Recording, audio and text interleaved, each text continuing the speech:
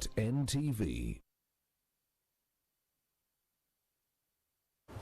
A very good morning. We're glad you're still with us on Morning at NTV. We are now going into our Kickstarter discussion, where we are discussing the leak in security across the country and the instability or incidents and attacks that have been registered over the last weeks. Just to bring you up to speed with what is on the ground, a statement from the spokesperson for the Ministry of Defense and Veteran Affairs, Brigadier General Felix Kulaije, reads thus.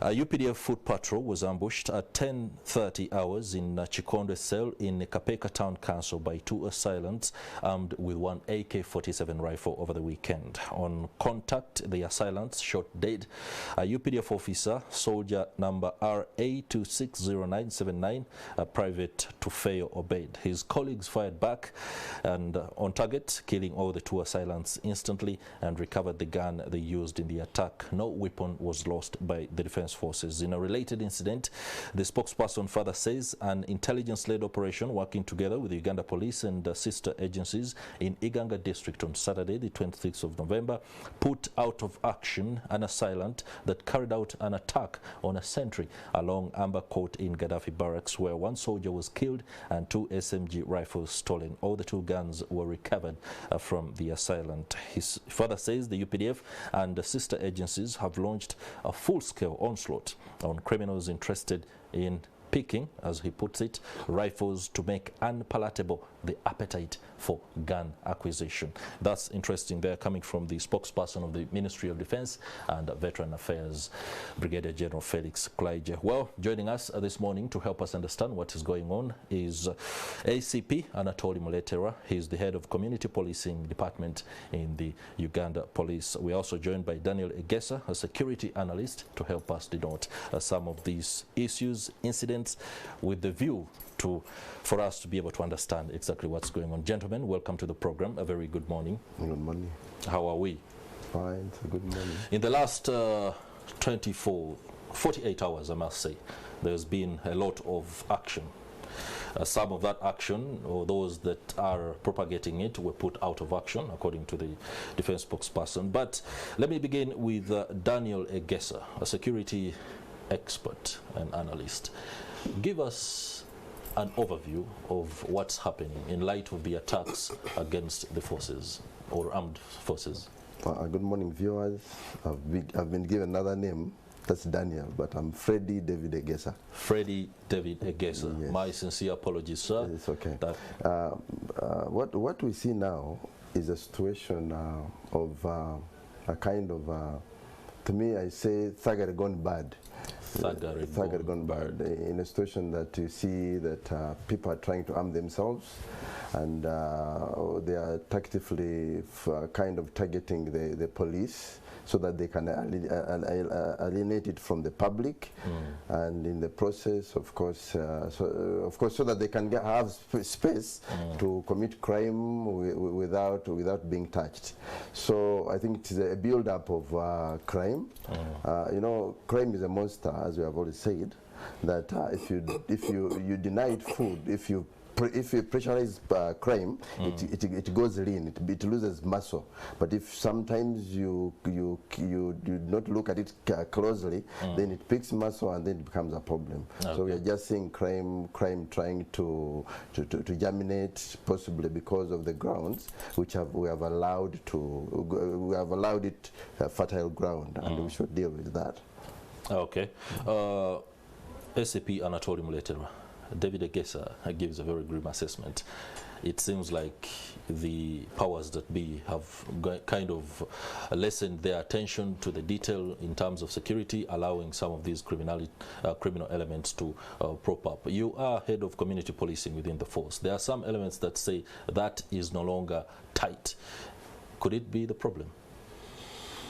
Good morning, esteemed listeners, and thank you very much, my brother, for providing this opportunity to me, along with my brother Egesa, whom along we have been, exchanging some information regarding this or that there. In relation to what is the food for the day, it's not about being, giving it an opportunity or creating such an opportunity. In society, people have the freedom to do what they do, but which must be within the realm of the law. Now, those who may do whatever is good and within the realm of the law, definitely are regulated by the law and so on. Two, there are those that desire to go outside or overboard the law, and therefore those are the ones that my brother is referring to as thugs. But we need to understand, crime is all about the level at which society is evolving from one class to another, to the interplay of different forces. At the time we are talking and sharing with you this information, we are in an era of socio-economic transformation. And as such, different people, different individuals are looking at how to survive. Some want to survive by committing crime, others want to survive by being lawful. But all this is an act of regulation that we need to understand. Now, it is the mandate of the Uganda Police Force, and in particular, my Department of Community Liaison, to work closely with the community and call upon to closely support us, to closely cooperate with us, to closely partner with us in ensuring that we are able to eliminate some of these individuals.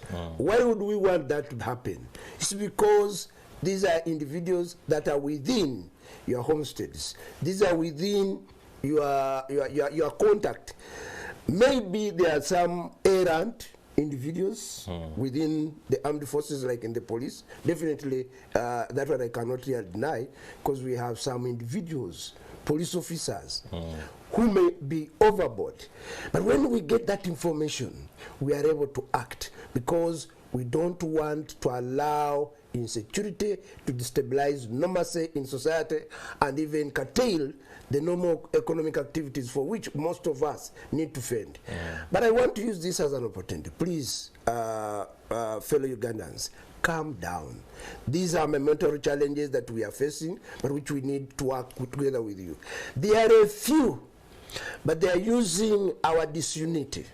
They are using the gaps in our communication, the gaps in our closeness, in our connection to do this. So this is my time to call upon you, fellow Ugandans, all out there. And now that we are coming to the peak of the year, there will be a lot of desire for people to cause merrymaking. Christmas is at the edge, New Year is at the edge, and you hear there are so many things that are taking place, a lot of advert, a lot of whatever. So this, I want to call upon you, fellow Ugandans, especially those, the majority of us who are law-abiding Ugandans. Come out, give us information. What we need is information, not intelligence. Because definitely you don't have the capacity to synthesize information and lead it to intelligence. But when we get information, the information is, there is somebody suspected to have something here. Can you please move in? We shall be able to move in. And please, fellow Ugandans, come out and support us. David Egesa, the ACP seems to agree entirely that there are gaps that need to be closed and many loopholes that the criminals or people who are wannabe criminals are using, because when he says that there are few people here and there, of course he also alludes to the fact that there could be some police officers who are wayward. Just help us understand, stand outside the frame of this particular picture that the ACP paints for us, and show us how these criminals take advantage of the gaps and the loopholes to kind of go ahead with these kind of criminal incidents. Of course, the main muscle in domestic security design should be the information flow. How does information flow? Because crimes are designed around people. These people are human beings. We're not having dogs stealing guns. We don't have pigs stealing guns this time. We are having human beings who go and plan and waylay our officers and kill them and take guns. So we are saying that the crime, the base of all crimes is society, is the public, are the people. And you know, people will never live in isolation. Human beings will always have, they will always act and do things that may raise suspicion. But have we prepared our society to understand and possibly become suspicious about some behaviors of individuals, meetings, maneuvers that may kind of point to crime, or that may kind of point to someone designing something which is unethical, which is crime related. So I think the situation here is about how has the police tried to make the public free, to make the public feel free that they can run to them wherever they get any information which can be received as raw material and then processed into intelligence.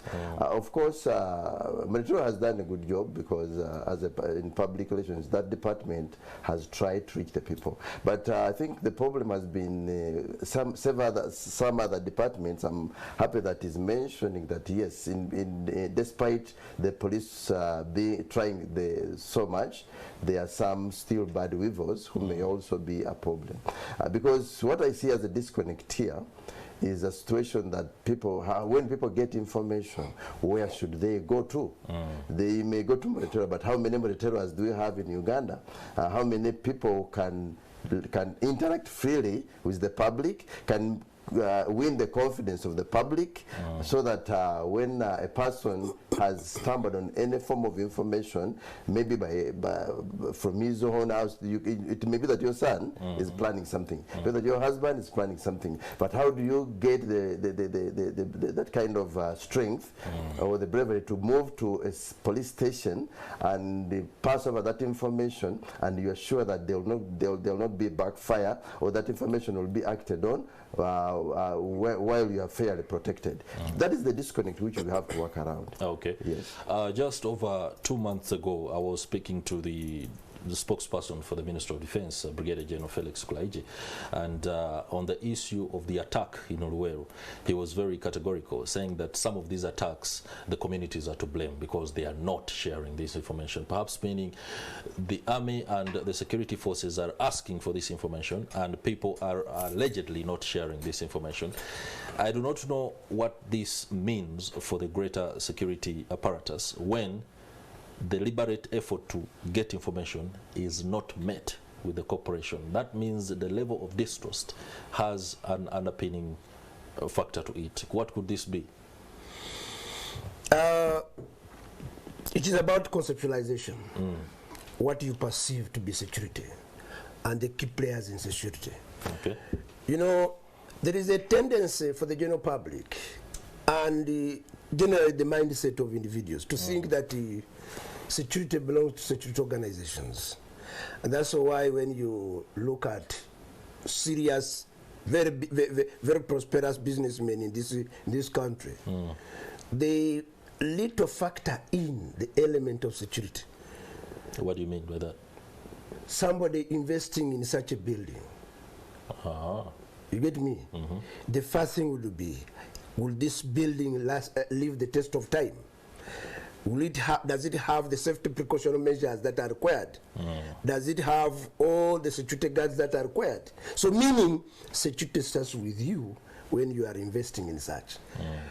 Two, even when you go to social occasions, social functions, and the director of ceremonies gets a microphone, the first thing will say, we have 3-4 policemen here guarding us. So security guru guru. So it is perceived that security is invested in the hands of a few policemen who are there. Yeah. And this is what I need to sit here and demystify. Security is a common good to all of us. That's right. We need to own it. We need to work with it. In line with what you have said, it is true because we have different actors in as far as security is concerned. In the first place, we have the LOCs. The LOC by structure and by law within the Local Government Act, by constitution, all of us are mandated to be security officers, security guards, security personnel, and therefore work together with us. When we come to ordinary members, the same happens. Because when you look at Article 17 of the Constitution, it provides for it that each and every one of us has to work and cooperate with lawful agencies in the maintenance of law and order. Then when you go to the Local Government Act, it provides for that the LOCs shall cooperate with lawful agencies in overseeing security within their whatever.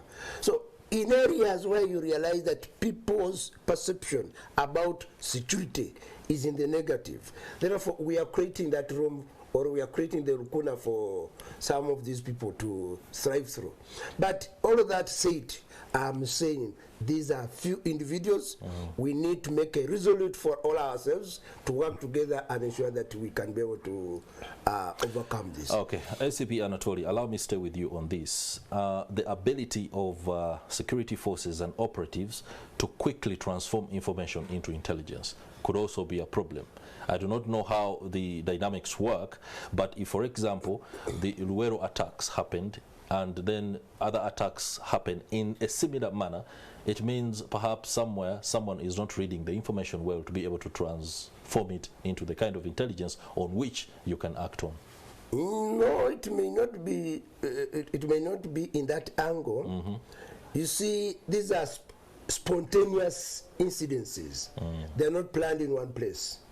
And what you need to understand, our esteemed viewers, to know is that this kind of thuggery is planned where we are not. And therefore, no one is going to plan where you are. Yeah, that is it.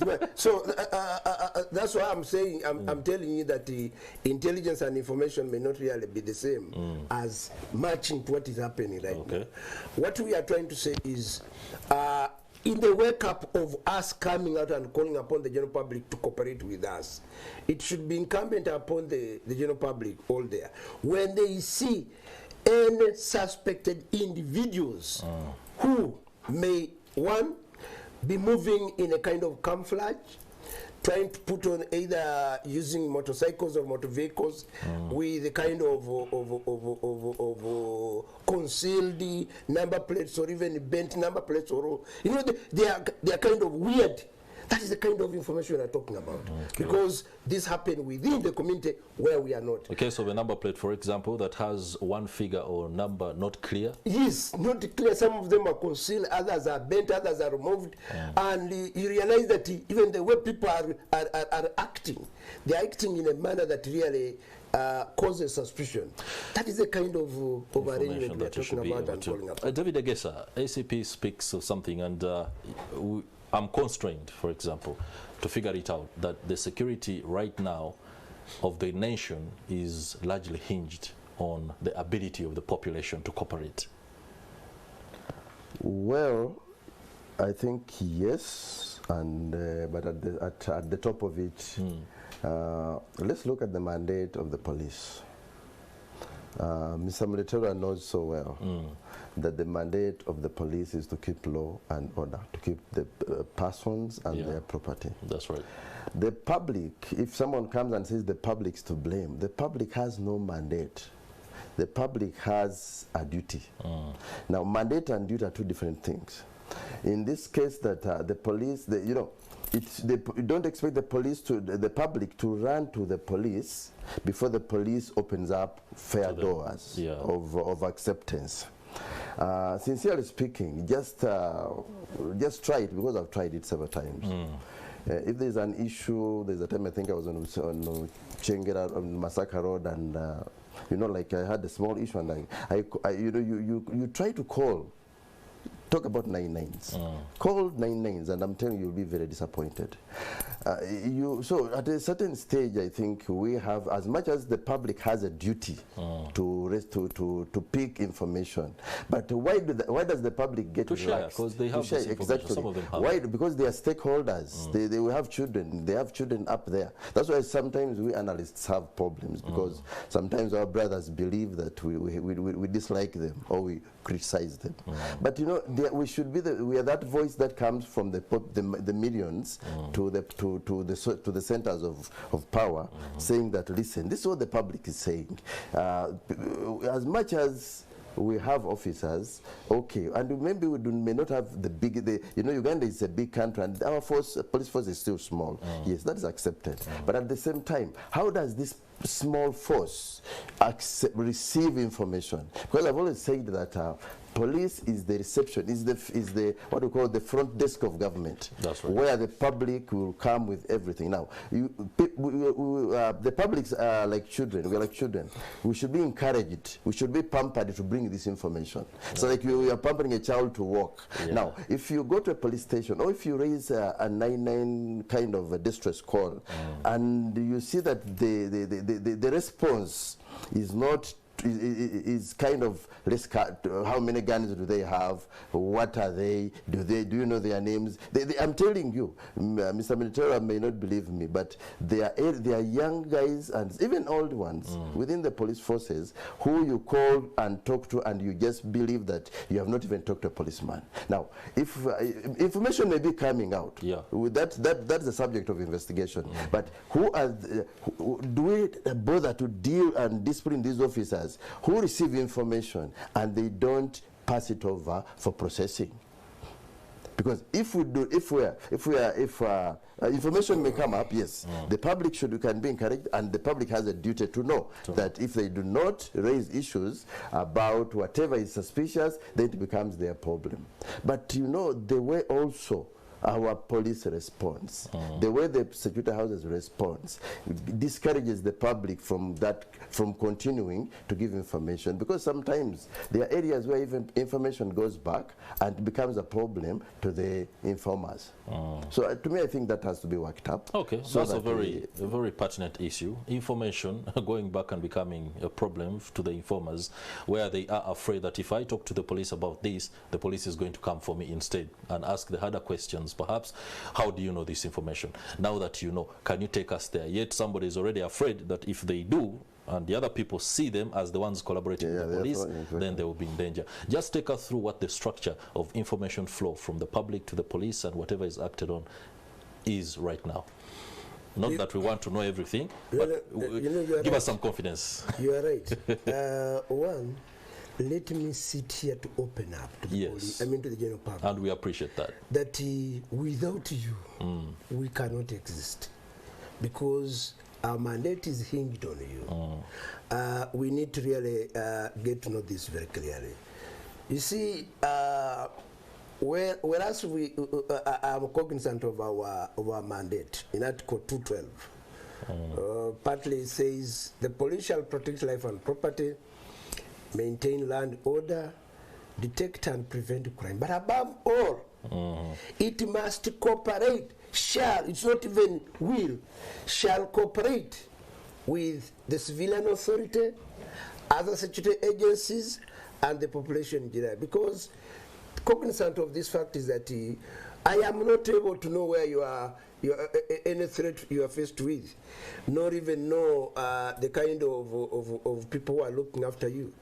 But like my brother Egesa has talked about, has alluded to, our kind of the kind of reception given to some of the community members is wanting by some of us, especially us as duty bearers.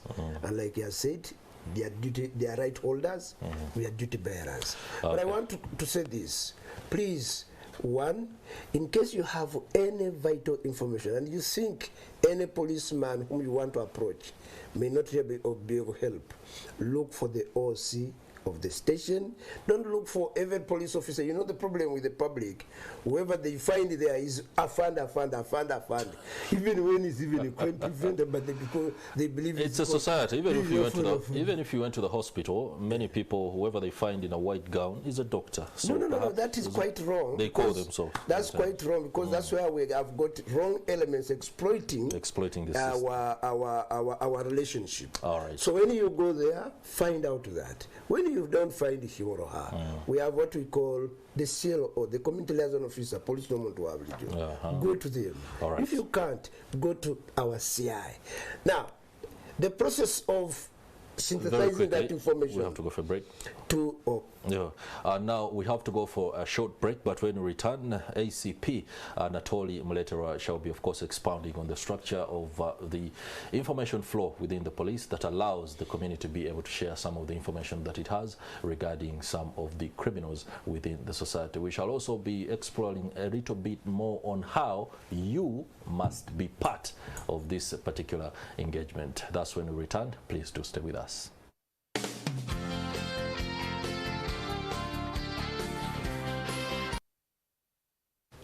Hello there, and of course, welcome to Morning at NTV. You are still watching the Kickstarter discussion for those that are with us from the beginning, but if you're just joining us, welcome on board. The topic is the leaks in security and, of course, what that means for the stability of the nation. In our discussion with ACP Anatoli Muleterwa and the security analyst David Egesa, we do understand, at least if we must, that this is an issue that is manageable and it's happening within very small pockets, and that it's not a crisis as some individuals or commentators might want the country to believe. However, that is something that, of course, remains to be seen, and what the forces are doing about that. Allow me return to our guests, ACP Anatoli Muleterwa and, of course, security analyst David Egesa, who is going to get us underway in this second half of the discussion.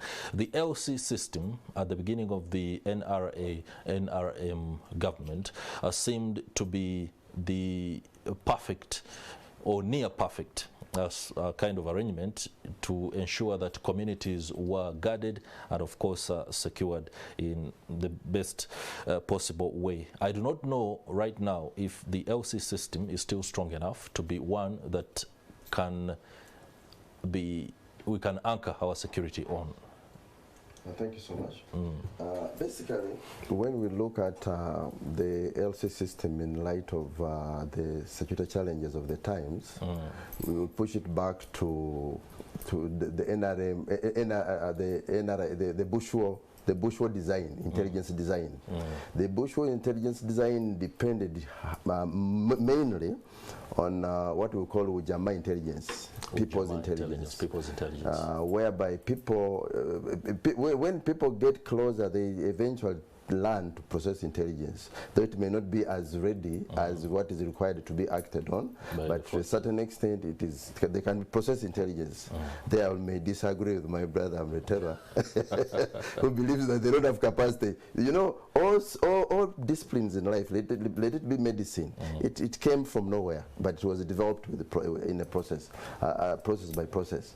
So what I'm saying is that even the bourgeois gains and structures were seriously backed by what we call Ujamaa intelligence, or the intelligence of the people. And people, you know, when the president, and I think those who designed the bourgeois plan with him, I think they realized the importance of cooperation and integration of the person on the ground. And if they had to fight a war outside the public, outside the person, they would not have succeeded. But what they did was they realized the importance of the person. They put that person, Mwananchi was Mwananchi. They put Mwananchi very, very high, to the extent that Mwananchi felt like he was part and parcel of the whole setup. And Mwananchi gave food, Mwananchi gave intelligence, Mwananchi guided and protected and concealed the fighters. Now, if we have to go by that, I think as we have been advancing, of course, the systems are kind of revolve.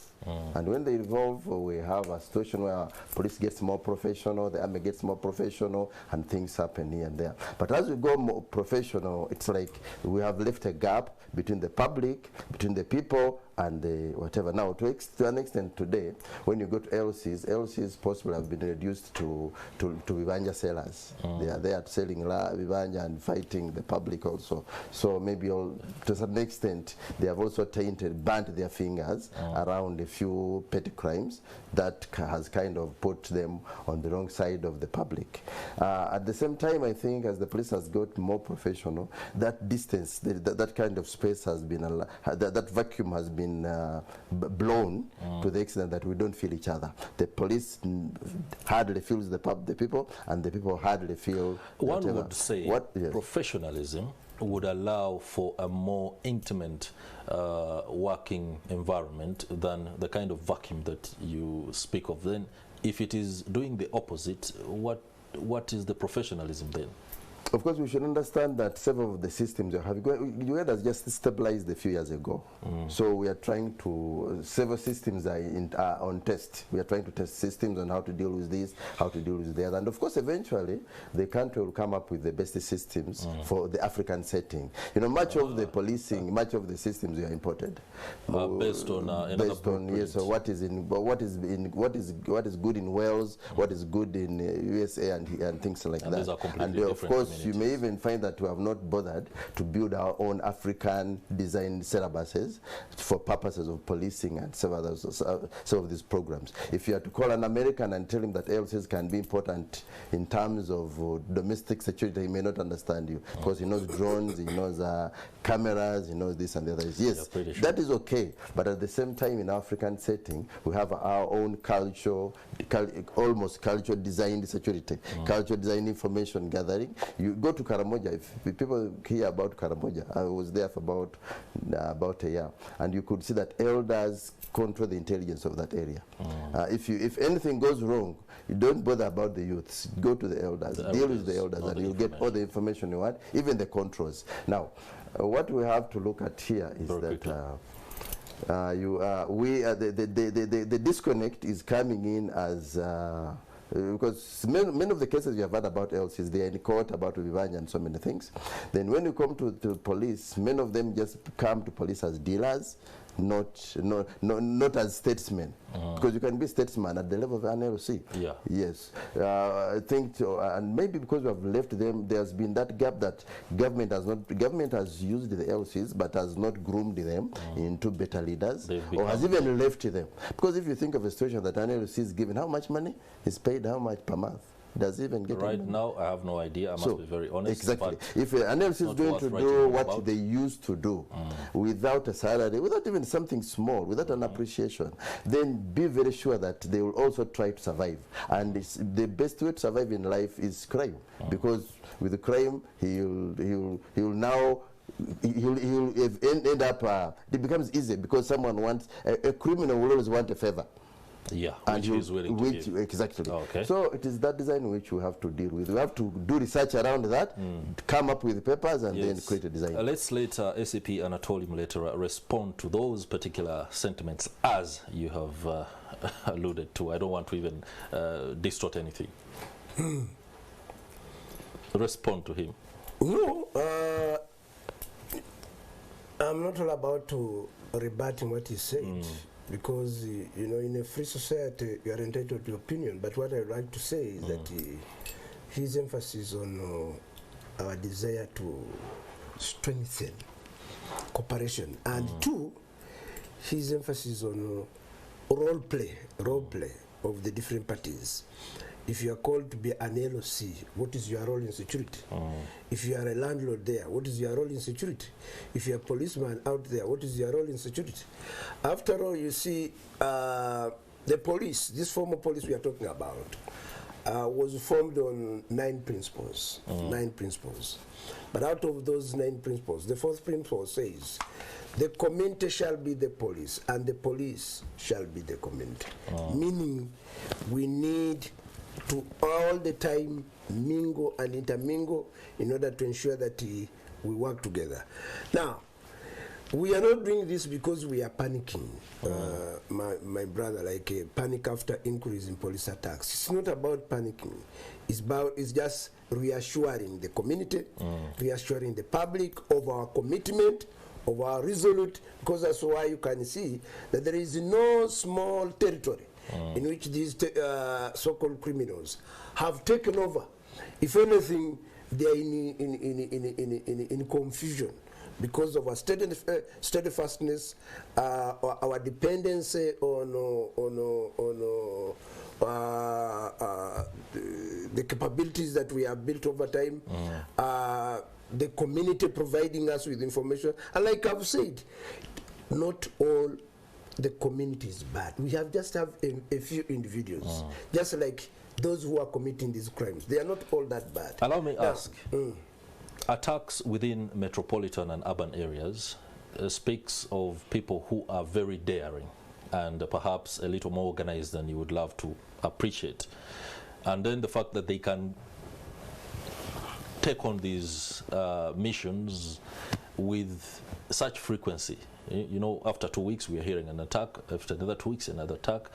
These men or elements are so daring to the extent that we are questioning their abilities. They could be, if you are able to attack within Kampala, Chanja, and then on the weekend, UPDF officers, it means there's something you must be paying, you should pay attention to.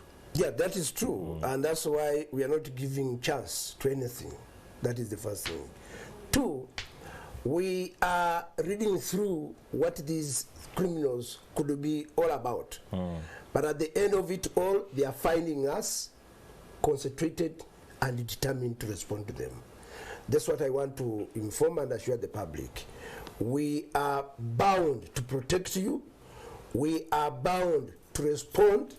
We are bound to thwart any possible motive that some of these individuals would be thinking or planning against. Okay. But all that said, dear Ugandans, whereas we are committed and determined to work with you, it should be a collective responsibility in ensuring that we all secure our areas together.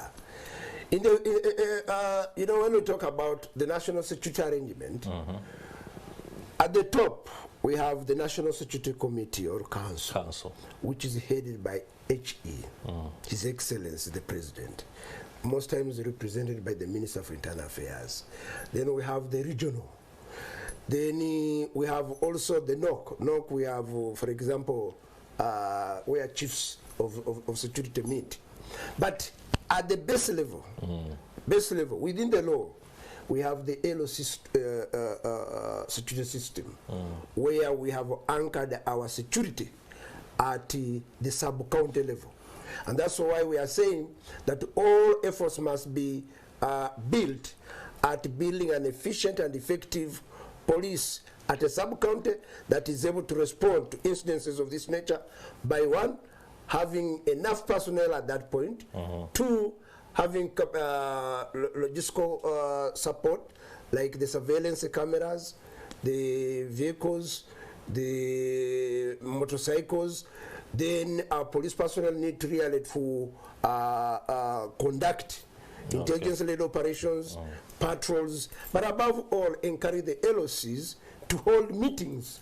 You see, in instances where we, from the community liaison, come and foster meetings, you know, it may not really be like a bottom-top issue where the community itself generates information for which it really thinks that should be the baseline for which we need to work and lead them on. So I want to encourage ourselves that when we look through the security structure at the local level of a sub-county, membership is there, and please take it up and so that we can work together. All right. I wanted to really please quickly before you attend to my two questions. Okay, I'm looking at a situation where Mr. Muleterwa says all that has to be done, which is okay. But let's go at the practicability of the whole matter. Now, as we talk, like wherever we are, deep in the villages, the police posts have been removed. I was just going to ask you.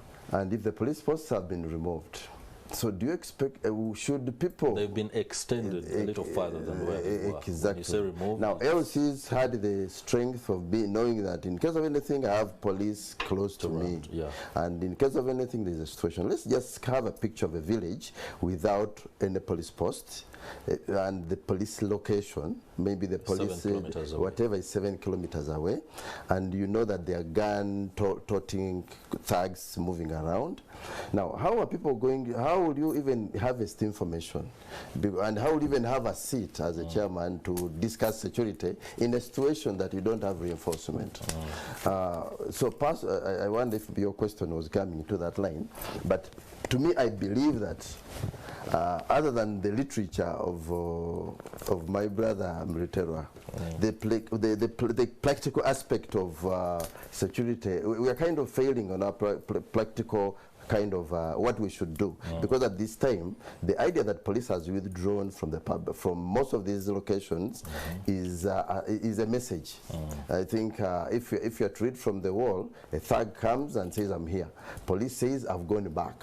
Now what does the normal person have in his mind? He believes that he's now vulnerable, he believes that he's winning, and in the process even he will intimidate the few who would be daring to come out and do it. So to me, I think that as a situation of whatever, I still believe that the police posts as a matter of urgency should be taken back and reinforced. We have prison officers. There's a huge budget for security. We have the army officers. So all right. Yes. So no doubt ACP has so much to respond to that, but as he will, of course, very shortly, allow me just focus on point 4 of the statement that was issued by the defense spokesperson. The UPDF and sister security forces have launched a full-scale onslaught on criminals interested in picking rifles to make unpalatable the appetite for gun acquisition. I am an ordinary citizen. I want you to help me understand what the spokesperson means when he says picking rifles to make unpalatable the appetite for gun acquisition. Gun acquisition seems to be an issue here, and who has the gun, who ought to have one, and how they use it. Of course, this is a military man. Military men do not. The communication is almost not like the civil communication. Yeah, you have the ability to stand in between. He comes in stronger and says, "Here, if you're looking for guns, we'll make you hate. We'll kind of tune down your appetite." So it is like a message to those picking guns that we are out here to look for you. Of course, it may not address the protection of the public per se, but it says, as with the military, we are going for you, man who is looking for a gun. And we shall make it. We'll make you to either vomit the gun or really lose appetite about looking for guns. So that's the stern kind of like a man would cough when there is a robber outside and he knows there is a man, so he definitely expects confrontation.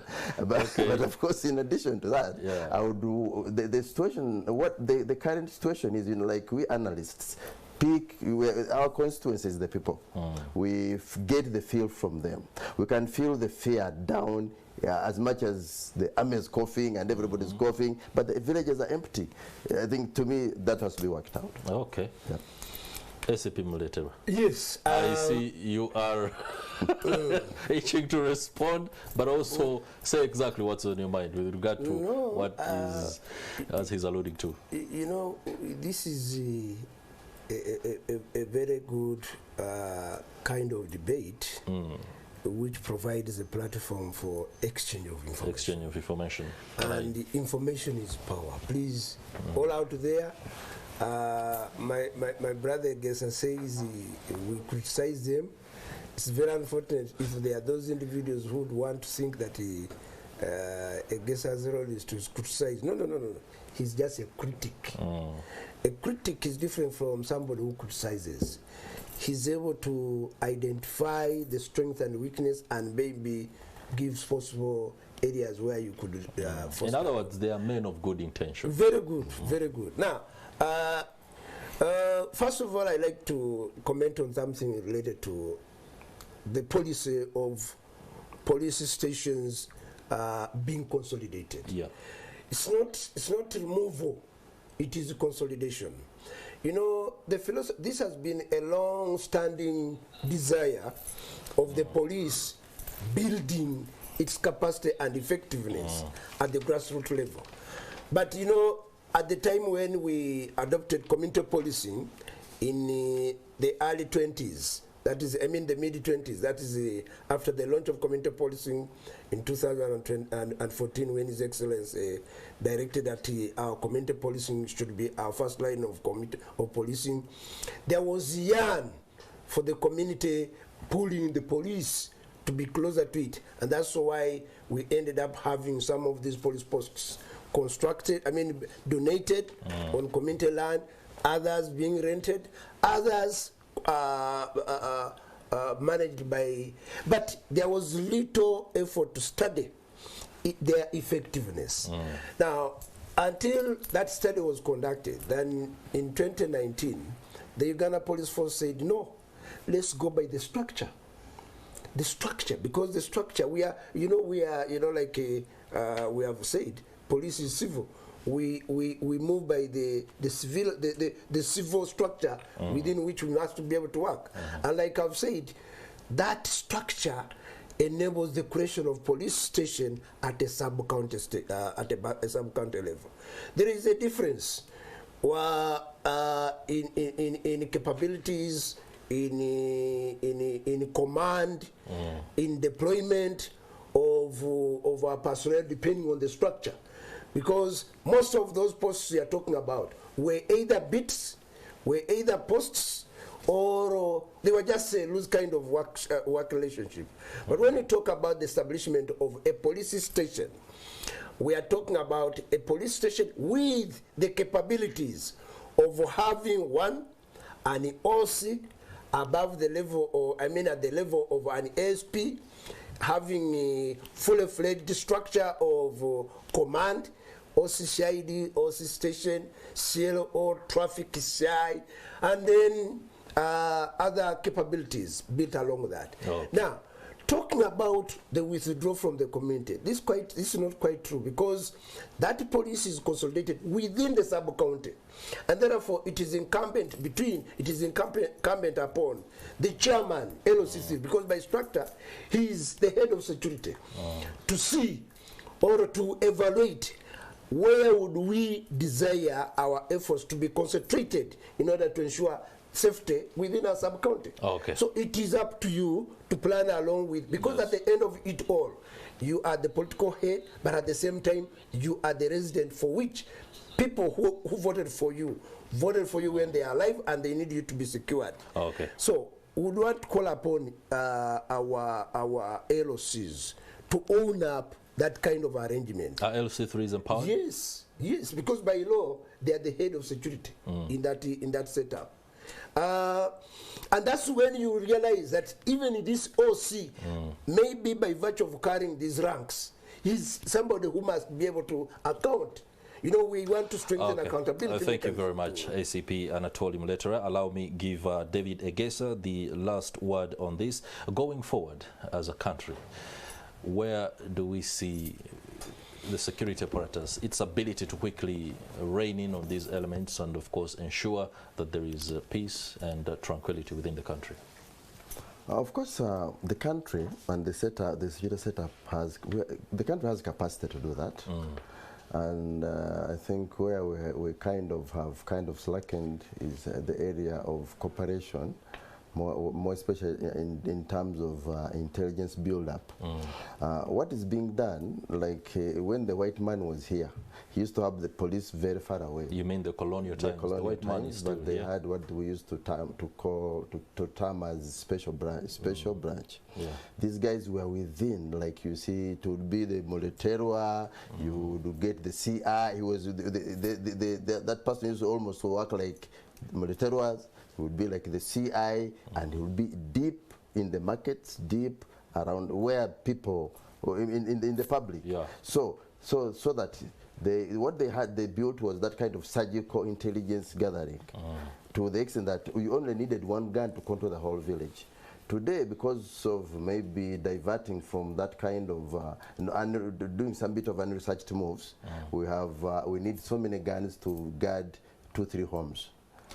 All right. So basically, we may have to go into books, and what I advise our officers here, who are, because they have a duty to keep us, they have a duty to protect us, is to open up a kind of a baraza whereby the public comes, and maybe a box where the public, we don't want to come and criticize them on TV. Okay. We really would want to send information to them and say this is what we think, and then we kind of digress around. All right. Yes. Thank you very much, David Egesa, a security analyst, for the insight and perspective. Of course, many thanks to you too, ACP Anatoli Muleterwa, the head of community policing in the Uganda Police Force. It's been a pleasure having your company on the show, and indeed, for those that have been following, please do stay with us. We are going to be discussing Very pertinent issues in our Tech Note discussion. That is Priscilla. Regina Naloga will be at hand to take us through that. Let's go for a break before that.